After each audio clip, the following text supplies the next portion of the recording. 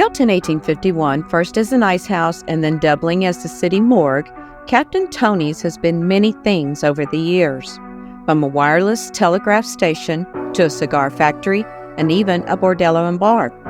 From 1933 to 1937, this is where the first Sloppy Joe's bar was opened, although it was not known as Sloppy Joe's at that time, and I've got more on that story later. The building stood vacant for a while until it was inherited by David Walkowski from his father in 1962.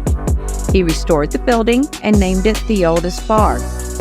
Then, in 1968, Captain Tony purchased the bar and has been known as Captain Tony's Saloon ever since. He sold the bar in 1989, but would still visit most Thursday nights to greet customers and fans who have known him over the years, until his death in November of 2008.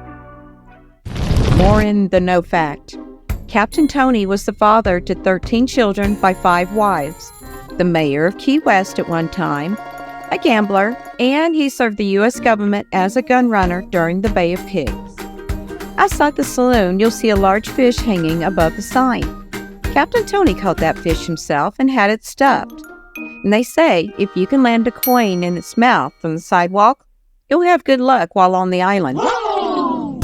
And we can't talk about Captain Tony's without talking about Jimmy Buffett. Jimmy Buffett would play at Captain Tony's in the early 1970s. And it's said this is where he got his start. And he was often paid in tequila shots. He wrote a song about the bar and Captain Tony called Last Mango in Paris. And Jimmy on occasions would make surprise appearances at the bar, but would perform at his own place, the Margaritaville Cafe, just down Duval Street. Jimmy Buffett passed away September 1st, 2023.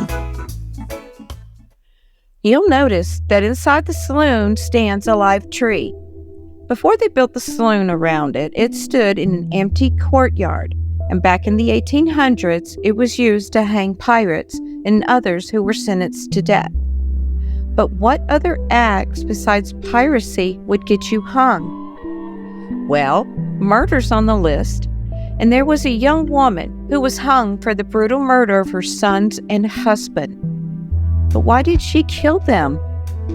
Well, it's said that she went in search of her husband one rainy night and found him in the arms of another woman. Jealousy and anger took over, and later that night, in a fit of rage, she stabbed him and their 2 sons to death. She then cut them into pieces, and the next day was found feeding their parts to the pigs behind the house. The authorities were notified and she was quickly taken into custody, still wearing her blue nightgown covered in blood. She was found guilty and hung that very afternoon on the tree. She's called the Lady in Blue, not just because of the color of her gown, but also because it was the color her skin turned as she died. It's said that she still frequents Captain Tony's looking for that tramp who destroyed her marriage.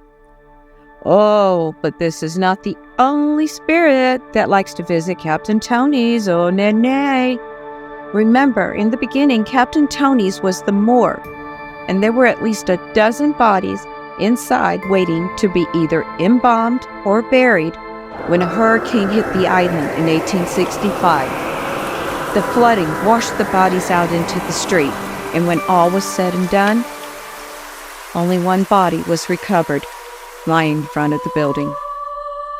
Jeff Bellinger wrote, "According to some old conks that I spoke with when researching the history, they found one body that was near the outside of the building, which is now the inside of the building where the pool room is. They never found the others, so what the Bohemian people did is decide to make that an unofficial gravesite. They buried the body they found, built a wall around the area, and put bottles full of holy water in the wall." As the years passed, the owners would eventually create the pool room by building around the walled-in area. Then, in the 1980s, the pool room underwent renovations, and when the floor was pulled up, they found the skeletal remains of 8 to 15 people. You can see one of those skeletons hanging out behind the bar. How you doing? Then they also discovered a headstone belonging to an Elvira Drew, dead at the age of 19 in 1822. Sad part is how she died at such a young age. She was basically hung for defending herself against her husband. At the age of 14, she was married off to a man far older than her, in his 50s or 60s, who was known to be an alcoholic and very abusive. Eventually, one night in self-defense, she killed him, which set her free, but also condemned her, unfortunately. You see, at that time, a female couldn't fight back against her husband. It wasn't considered a valid argument. Imagine that, not being able to fight back in fear of being hung just because you're a female. She was found guilty and hung on the tree in the bar. Her tombstone is now in the pool room, where her remains are buried under the floorboard along with the others. There's also another tombstone in the bar, and that one came about a little differently, and it belongs to Reba Sawyer. She was a Key West native who lived here from 1900 to 1950. After her death, her husband found some pretty illicit letters between her and another man, detailing many meetings they had at Captain Tony's. In a fit of rage, the husband dug up her tombstone from the cemetery, dragged it into the bar, and tossed it under the tree, saying, "This is where she wanted to be, so this is where she'll stay." With so much death in the area, it's no wonder Captain Tony's is full of ghosts. But is it really? Some say these stories were actually created by Captain Tony himself to entertain the people who came to his bar. He loved to tell a good story, and he made up a lot of them about the saloon.